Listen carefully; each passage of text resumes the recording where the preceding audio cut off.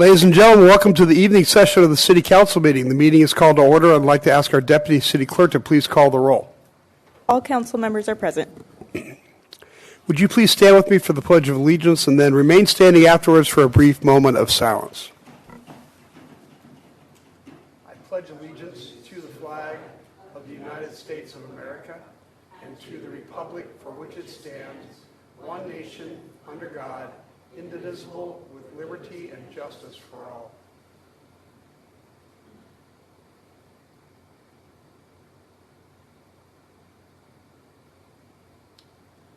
Thank you.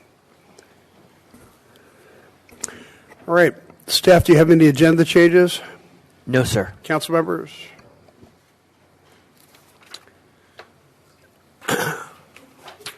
At this time, any person may address a matter within the jurisdiction of the City Council, Housing Authority, successor agency to the El Cajon Redevelopment Agency that is not on the agenda. Comments related to items on today's agenda are to be taken at the time that the item is heard. State law prohibits discussion or action on items not on the agenda. However, Council, Authority, and agency members may briefly respond to statements or questions, and an item may be placed on a future agenda. Jen, do we have any cards under public comment? There are no speaker cards, sir. All right. There are two public hearings on today's agenda. Item 100 is regarding the project for Lennar Townhomes, and I'll ask our staff to please introduce this item. Good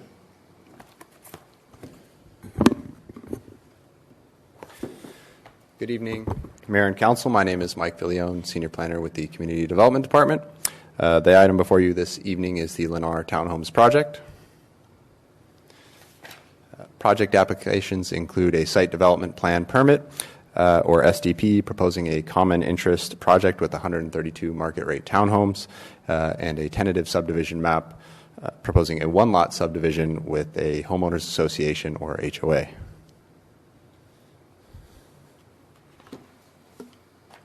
The site is addressed as 1050 through 1058 East Main Street and is shown here in blue on the north side of East Main Street between North Mollison Avenue and North 1st Street. The site is roughly 6.4 acres and slopes down from East Main Street toward El Cajon Valley High School to the north. Other adjacent uses include a mobile home park to the west and various commercial uses to the east and south.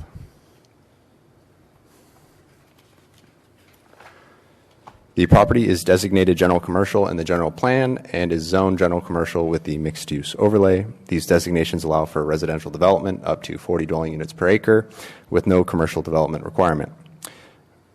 With 132 units on a 6.4 acre site, proposed density is just under 21 dwelling units per acre. The site is identified in the housing element sites inventory, which anticipates 209 dwelling units at the property. A surplus of planned housing at this density exists, and the remaining sites identified in the housing element are sufficient to comply with state law.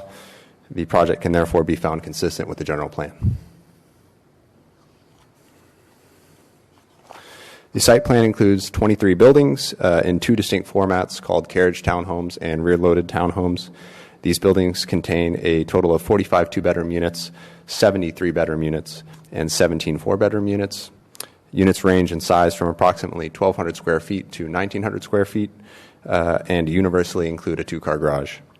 A decorative project entrance with a 30-foot wide private driveway near the project midpoint provides access to a small network of fire code compliant private drives, courts, and pedestrian paths. 28 additional off-street parking spaces are also provided. A central common recreation area is included and features a playground, ping pong table, seating area with shade structure and barbecues. Additionally, there are two open turf areas and two additional courtyards at the north end of the project. Import fill soil is proposed to raise the northerly portion of the site up to 8 feet to provide for gravity flow of wastewater and stormwater. Notably, the proposed private drainage system connects to North Mollison Avenue and includes improvements to El Cajon Valley High School.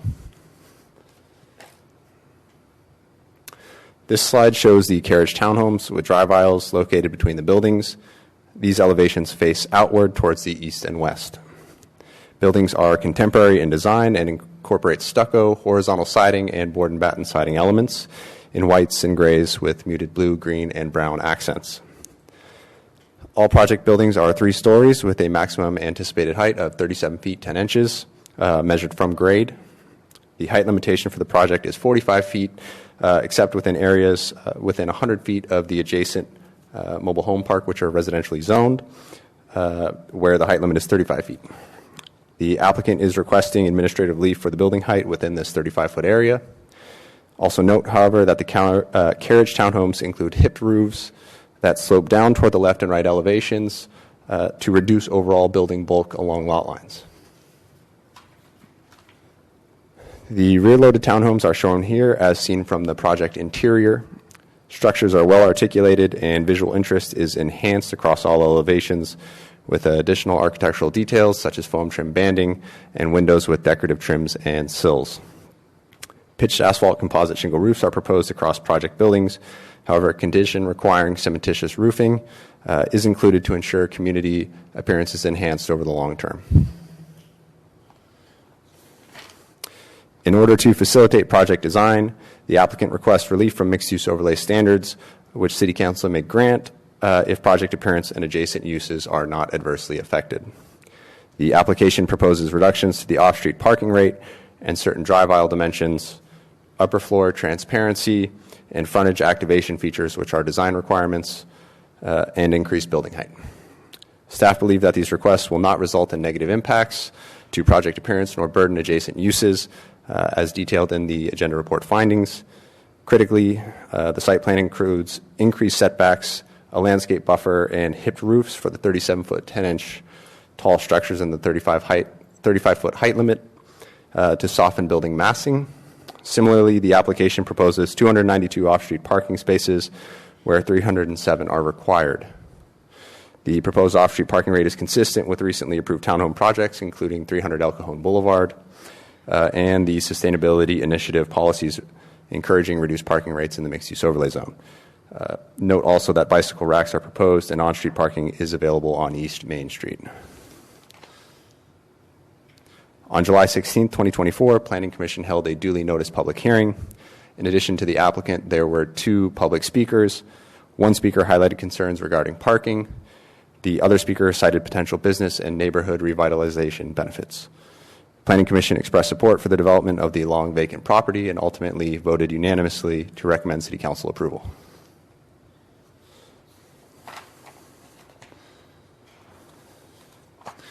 The project was reviewed in accordance with the California Environmental Quality Act and determined to be a subsequent activity under the scope of the previously certified final environmental impact report prepared for the housing element rezoning program, which accompanied the mixed-use overlay zone. No public comments were received after the publication of this agenda report, and all findings necessary to approve the site development plan permit tentative subdivision map can be made as outlined in the agenda report. Staff recommends that the City Council adopt the next resolutions in order approving the CEQA determination, site development plan permit, and tentative subdivision map subject to conditions. This concludes staff's report. I also want to note that the representative, Lennar Holmes, is here. Should you have any, David Shepard, should you have any questions of the applicant? Thank you very much. Nice report. Any questions, comments for the staff? Go. Go over the roof again, because I heard the cementitious product and I heard asphalt shingles. Sure. The applicant proposes in their drawings asphalt shingle, but based on City Council decisions in the past and similar Planning Commission decisions in the past, cementitious, essentially like concrete tile roofing, has been required for larger projects to ensure that the appearance is good and enhances the community over the long term. Okay, thank you. Mm-hmm. Go ahead. Hi, Mike. Thank you. Good presentation. I have some questions. Did the planning department have any changes they recommended? One of the Planning commission. no changes were recommended by the Planning Commission. Okay. Thank you. Let's talk about the transparencies, where 30% is required. In some cases, there's less than 30%. Are those facing east and west, north and south? What can you tell me? So in some respects, they are facing outward. I have some backup slides here that I can show, which shows the outward appearance. So from East Main Street, this would be your elevation. It does, the top story is short on glazing. I think the requirement is 30%, which is pretty significant for a public street facing elevation. Otherwise, the requirement is 20%. We worked with the applicant to address this comment. We made this comment in, I think, the first review cycle, and we met, and they had prepared a responsive set of plans.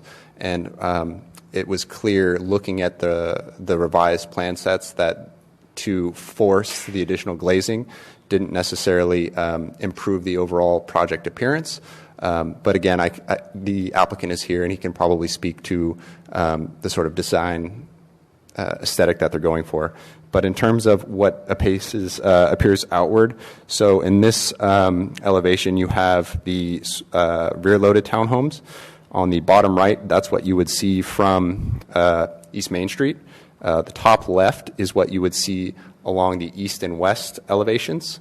And note, too, that it's really the ground floor is sort of screened by your typical screening fence for the project. Here you'd have the back-to-back units, the carriage units. The outward appearance would be on the left-hand side, so that's what you would see from the project east and west.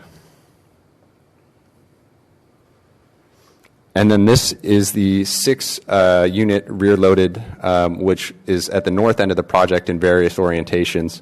The top left is what you would see sort of, I believe, at the northwest and to the north.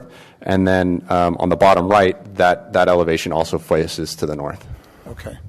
And I think I've learned from the planning department that sometimes the 30% rule might be different for multifamily in the sense of, how do I describe this, block or Right. So one story, multiple layers versus row homes or something. What can you tell me? Right. So the design standards that are codified for the mixed-use overlay really anticipate sort of what you might call stacked flats or typical apartment-style buildings, which are a single sort of more monolithic structure versus the townhome or row homes. And these are pretty consistent with what we've seen at other projects in the city, including 300 El Cajon Boulevard and Melody Lane.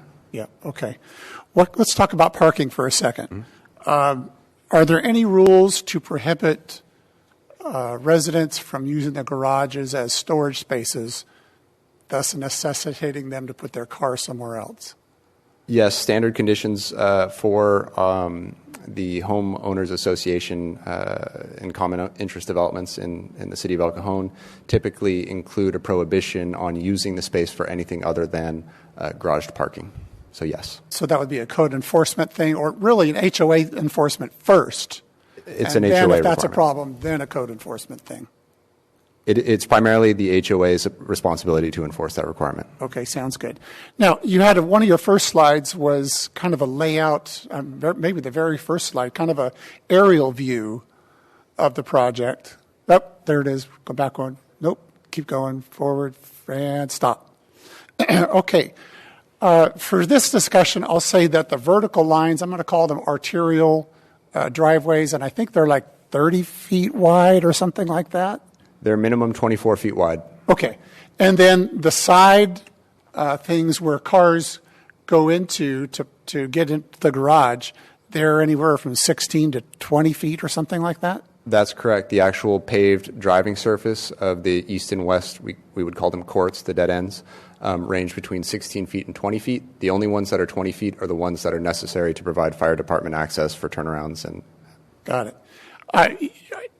In talking about the real world, because there's 28 guest spots, one of the points of view could be that 28 guest spots isn't enough for 132 units.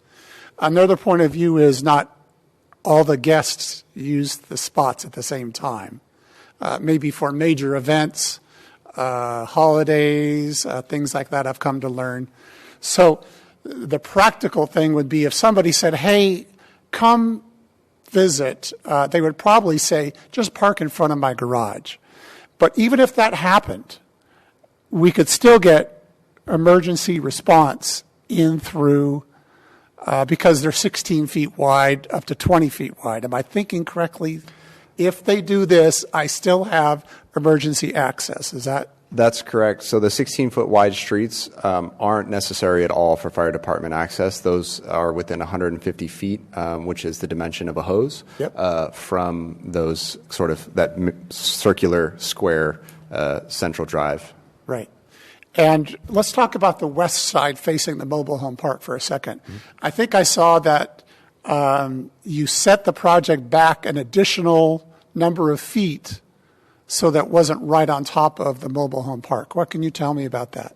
That's correct. Staff had articulated concerns about a sort of a looming effect to the applicant based on the proposed project height and the adjacent residences. The applicant's proposed solution was to try to soften that edge through a number of strategies that include increasing the setback from 5 feet to the nearest point of the building is 14 feet, but the upper stories are even more.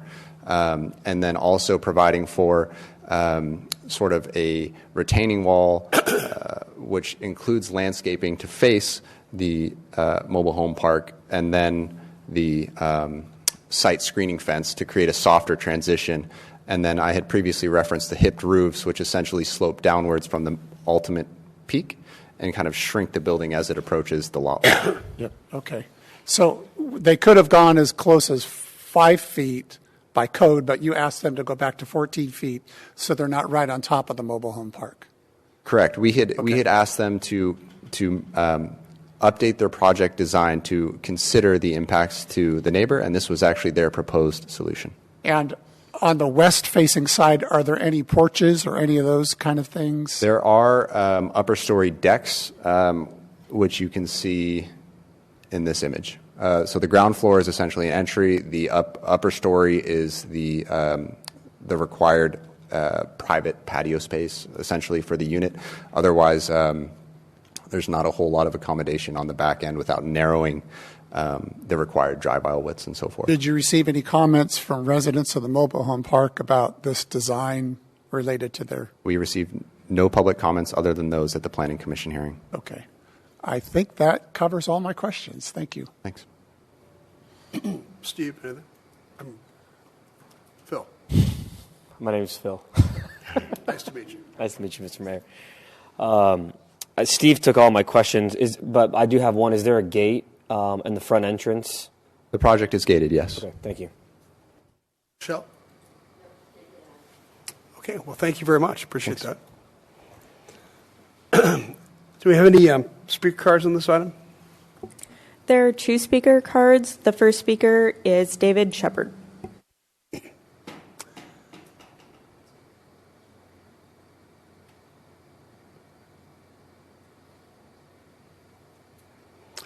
Mr. Shepard, how are you?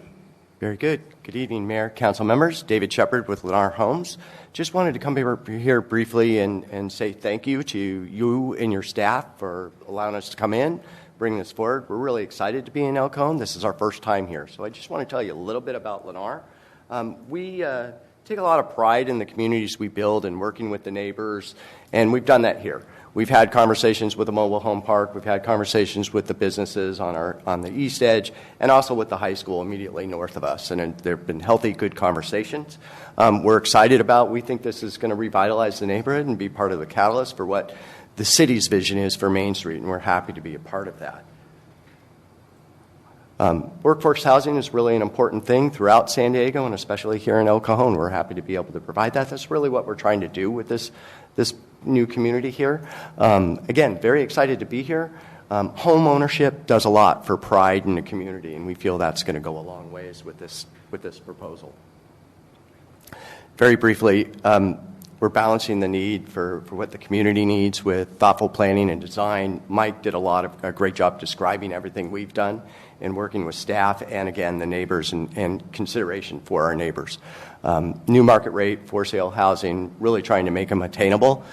We've also done some work on drainage for both the high school, ourselves, and our neighbors to the east. And then, again, with the improved street scene and the new homes, we really think that's going to do a lot for Main Street. Just want to thank you again for your time, your consideration, and respectfully request your support and vote in favor of it. And I'm happy to ask any questions. Let me answer check. any questions. Thank you. Thank you. Questions? No, welcome to the neighborhood. Thank you. Okay, anybody else? Our second speaker is Rob Tendick.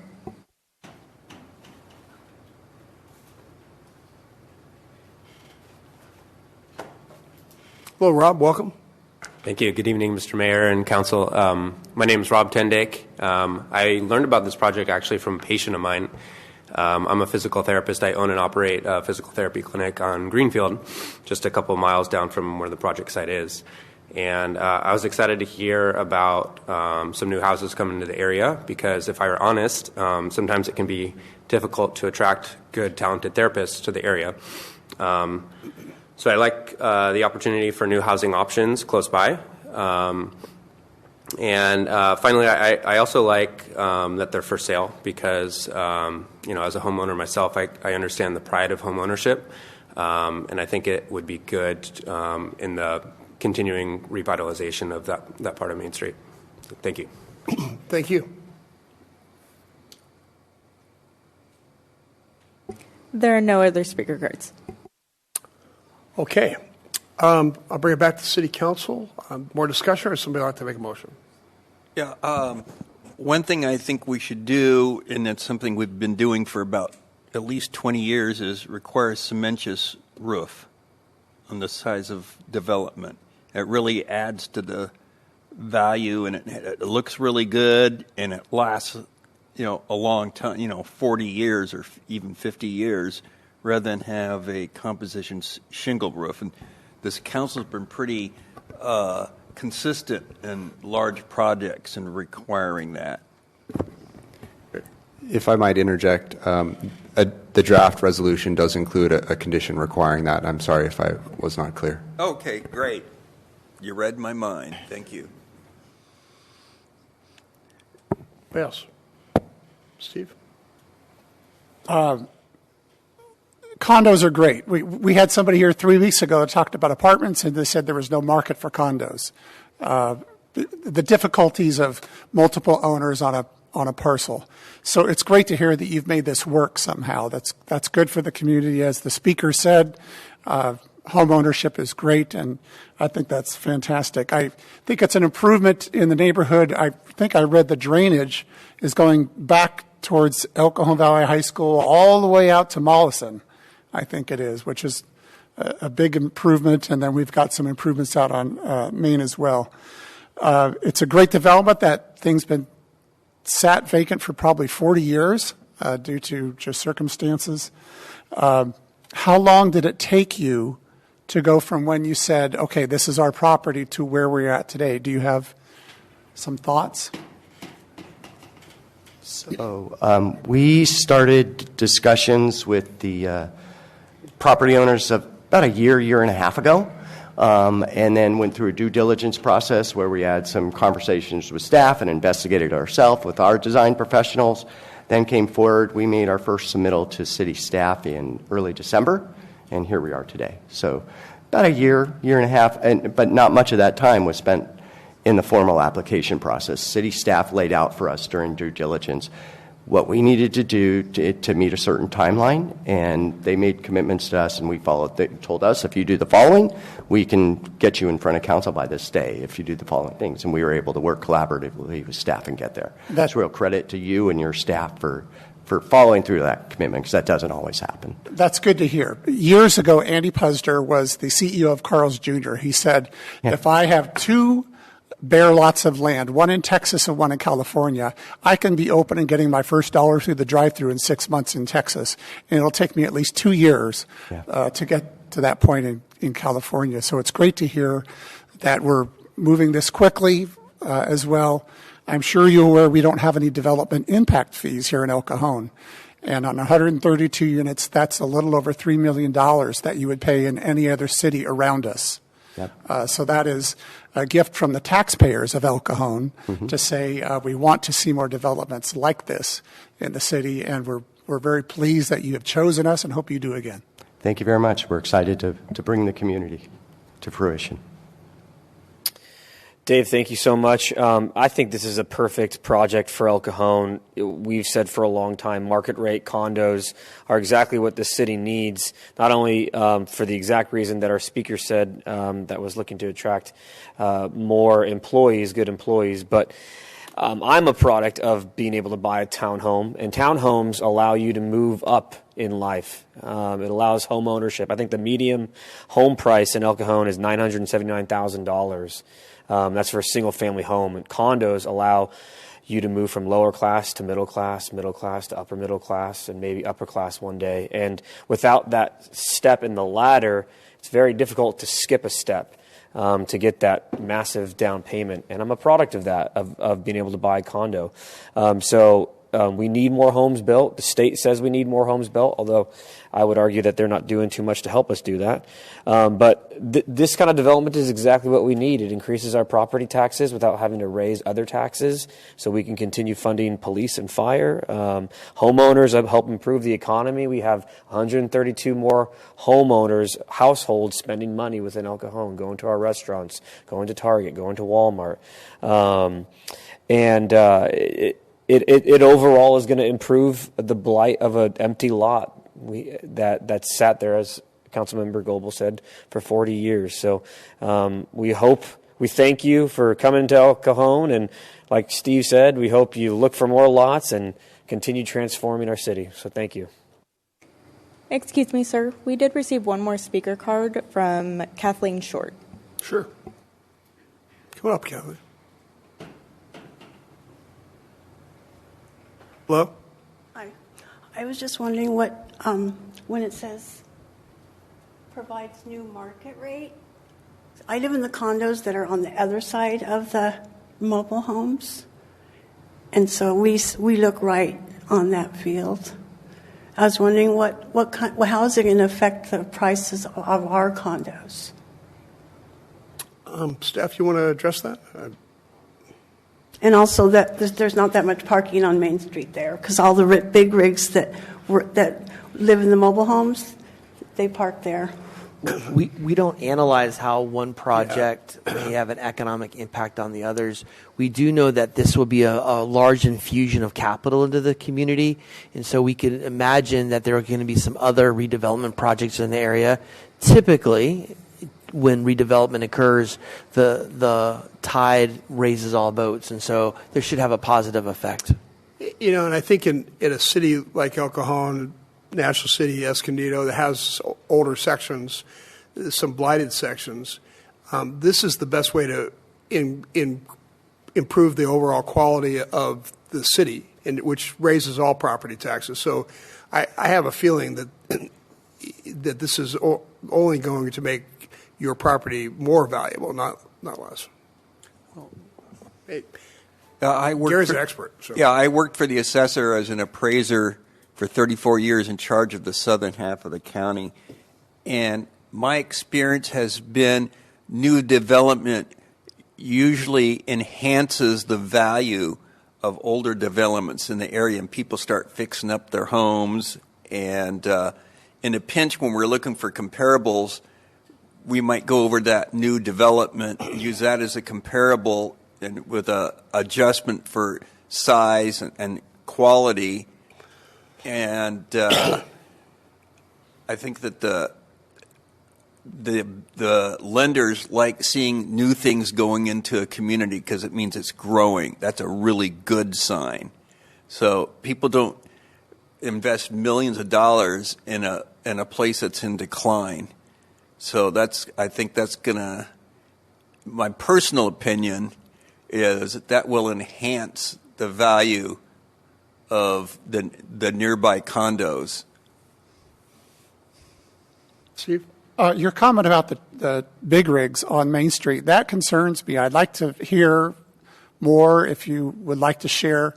That's a pet peeve of mine because, number one, it's a shield for encampments from the street, and that's something we're not going to allow in El Cajon. It also is a safety issue sometimes for people pulling out of a driveway. They can't see around it there. We put up signs on Hamishaw in front of Crunch Fitness and down there because they were just using that as like a free zone, and one does it and then another does it. The next thing you know, it's blocking everything. So we don't want that to happen. We actually got a new parking enforcement officer.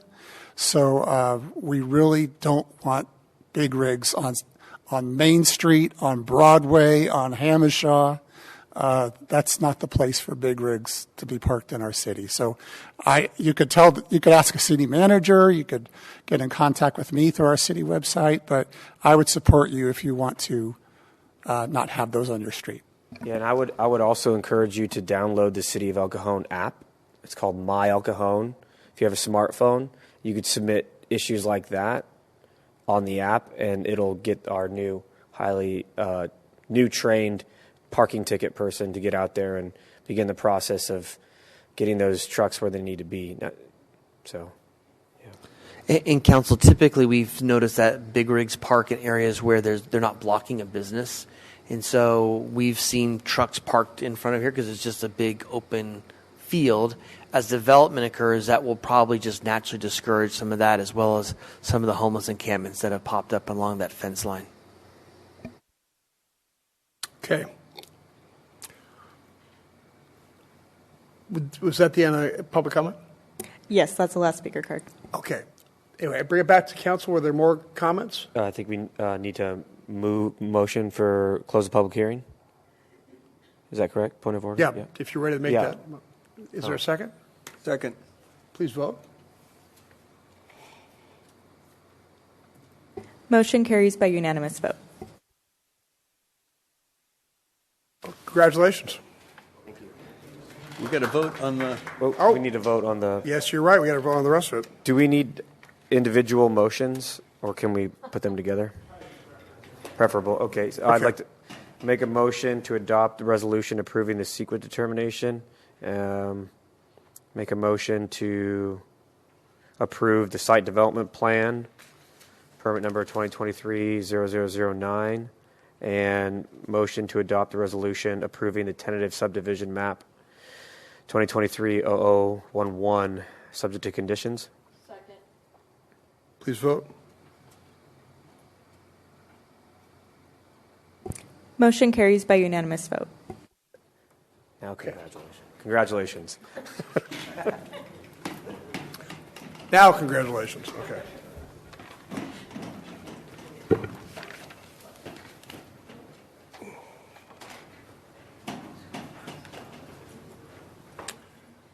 Okay, the second public hearing, item 101, is for the Cajon View 5-lot subdivision, and I'll ask staff to tell us all about this.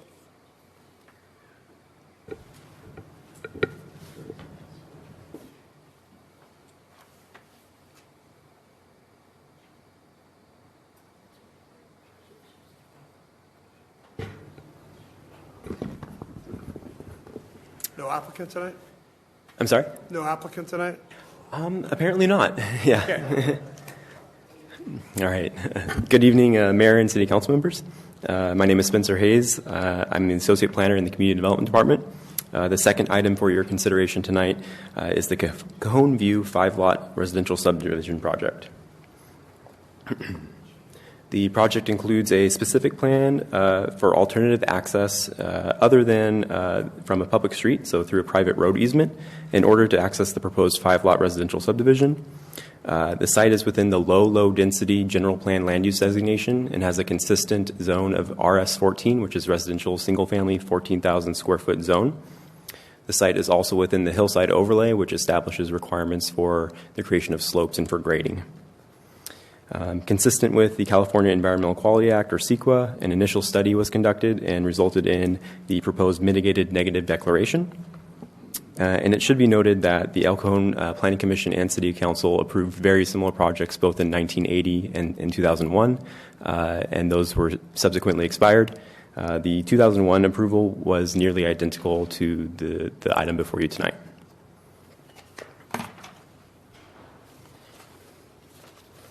All right, so the site in question is at the northwest corner of Cajon View Drive and Avocado Avenue and is highlighted in yellow.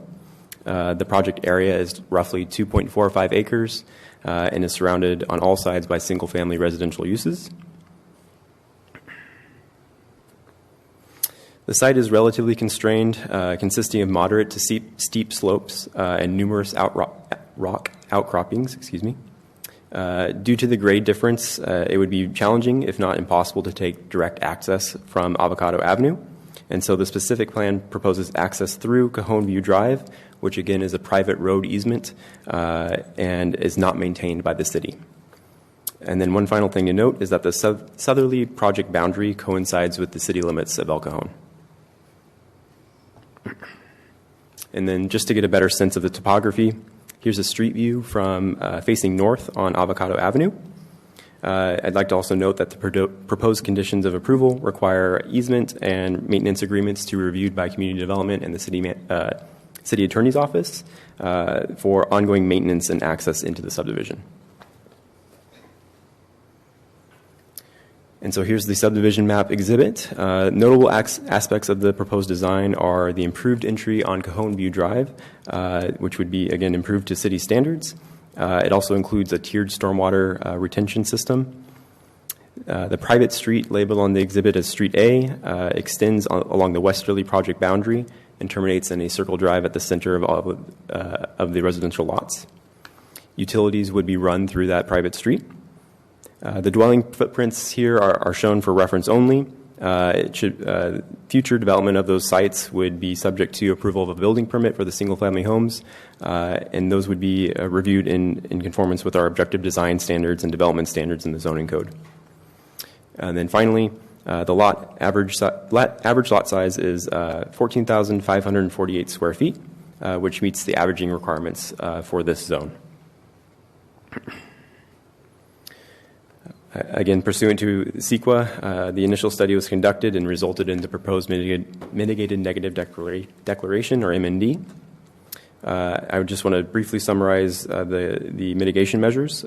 First, regarding noise, construction equipment is required to use industry standard noise reduction devices, as well as locating any kind of stationary noise producers like a generator as far away as possible from the single-family receptors. Second, the M&D requires Native American and archaeological monitors on site during all ground disturbing activities.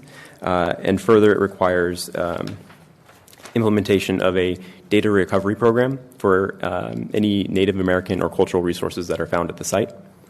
And then finally, regarding biological resources, mitigation requires off-site conservation of native grasses, as well as a nesting bird report prior to, again, any grading activity. There were 3 public comments received as a result of the public hearing notice. One commenter just sought clarification, and 2 had questions regarding proposed or required fencing for the project. And so since this is not a common interest development, the zoning code does not require a project boundary wall like you would see for a planned unit development, for example.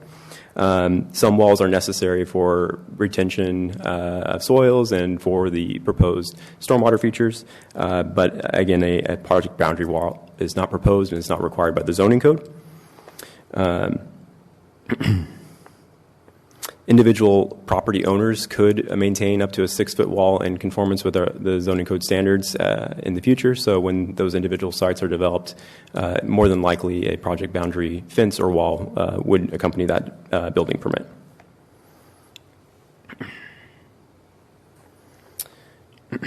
And the El Cajon Planning Commission recommended City Council approval of the project at the public hearing held July 16th. The Commission discussed briefly sewer and utilities access given the kind of steep topography, and they all generally agreed that alternative access from Avocado Avenue was warranted in this situation. And so the recommendation is that the City Council conduct a public hearing and move to adopt the mitigated negative declaration and next resolutions in order approving the specific plan number 2023-003 and tentative subdivision map number 2022-0008, subject to conditions. And that concludes the report, and I'm able to answer any questions you have. Thank you very much. Appreciate that. Questions? Michelle? Okay, can you go back to your map? I think, yeah, that one, that works. So originally, where had they planned on coming into the project? Again, so both the 1980 and 2001 proposals had a very similar configuration where they were taking access through Cajon View Drive. The grade, if you don't mind me jumping back to just a previous slide, if you look on the right side of the image, the grade jumps from anywhere between 20 to 40 feet above Avocado Avenue, which makes it practically infeasible, especially considering the hillside overlay requirements to gain access directly from Avocado Avenue. Okay, so what? Go back to that picture. So the road that goes up the hill, you've got the pine trees up at the top and the power line. What is that? That is Cajon View Drive. Okay. Yes. So you're saying that that's where they're going to be entering that project off Avocado on that street? Correct, yeah. So off Avocado, right onto Cajon View Drive, and then right onto the proposed private Street A. Okay, and you said that that road is not maintained by the city? Correct, it's a private roadway easement. And how do those people feel about it, that if it's a private road, who owns that property? Yeah, so my understanding is that it was originally a Helix Water District road easement. As far as the individual persons who have rights through that easement currently, I'm not certain of all the different persons. Presumably, it's all the residential units along Cajon View Drive as it makes its way back over to South Magnolia Avenue. Okay, and so will we be improving that road since it's not maintained? Generally, non-city maintained roads tend to be kind of not nice. Correct, yeah. So the project proponent is proposing to improve the portion of Cajon View Drive that is within the project site. So that's the first part. And then the conditions of approval do require ongoing maintenance agreements be entered, subject to approval and review and approval by community development and the city attorney's office. Okay. And do you know what the proposed speed limit is going to be on that street? That is information I do not have. I'm sorry. Yeah, I was just kind of curious. It would be, so we wouldn't enforce the speed on that street because it would be a private drive. Okay. And if well, I figured if we're going to be maintaining it. We're not maintaining it. We're requiring them to maintain it. Okay. So we'll require them to do an agreement so that we know that there is some sort of a maintenance over a period of time, but we'll have no maintenance over it right now. And when you said that they will be maintaining it, that's the project? Eventually the property owners that own those 5 different parcels will have to enter into an agreement where they'll be responsible to maintain that portion. And is this property where the houses are being built, is that actually in city limits? Yes. Oh, okay. Ms. Mitchell, if you look at the map on the board right now, the darkened road is Cajon View Drive. That's owned by the person who owns the entire subdivision. Oh, okay. So they're going to be responsible. They can control it through the subdivision of their homes. We direct them, require them, condition them to make certain that they have agreements for maintenance with all those 5 property owners, because the gentleman's not going to be owning all of those. He'll be selling off the lots for development. Okay, that makes sense. I just trying to ward off future issues where we've had issues come before us before, where it was a dead end and we have to go through it and people get upset. So I was just trying to make sure that we didn't have that in the future. Thank you. That's it. Phil? The applicant's not building right now, though. They're just subdividing. You're right. Excuse me. I believe his intent is to sell the individual lots. He had mentioned at the Planning Commission meeting that he intends to build for himself on one of the lots. So I believe that's his intent at this point. And it looks like he lives on Cajon View Drive. He lives, I believe, across the street from the development. Across the street. So, yeah, he's building in his own neighborhood. So, okay, thank you. Spencer, To revisit the drive thing, are you saying the darkened area of Cajon View Drive, the applicant owns the darkened area of Cajon View Drive? It's on one of the lots within the subdivision. Again, the easement is not owned by someone within the development. There's easement holders that have access rights through that portion.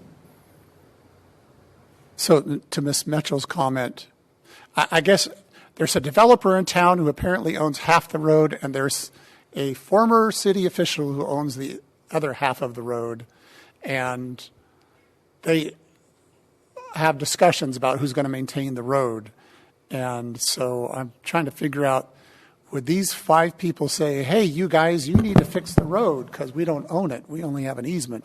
What can you shed light on that? As Spencer indicated, the portion that is within the subdivision will be the responsibility of that subdivision's future owners. Understood. Right?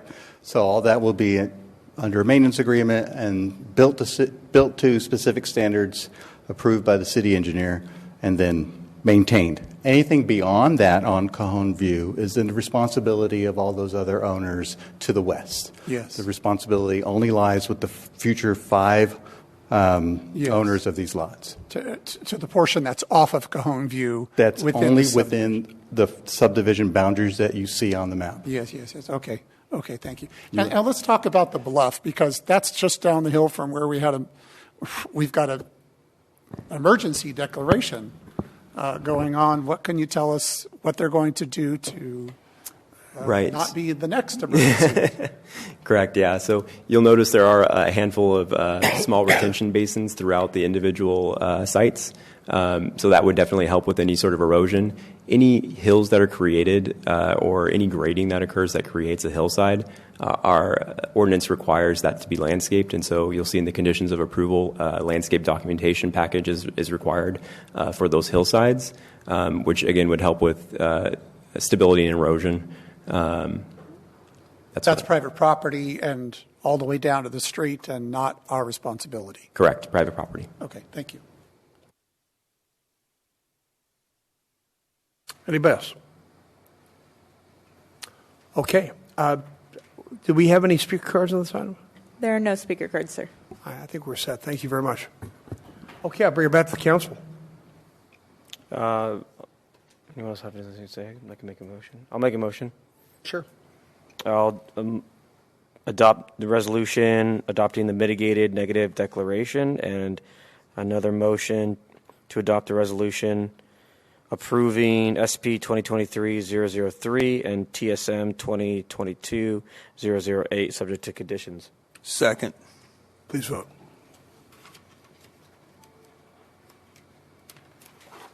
Motion carries by unanimous vote. This brings us to adjournment, the regular joint meeting of the El Cajon City Council, El Cajon Housing Authority, successor agency to the El Cajon Redevelopment Agency, held this 13th day of August. 2024 is adjourned until Tuesday, September 10th, 2024 at 3 o'clock p.m.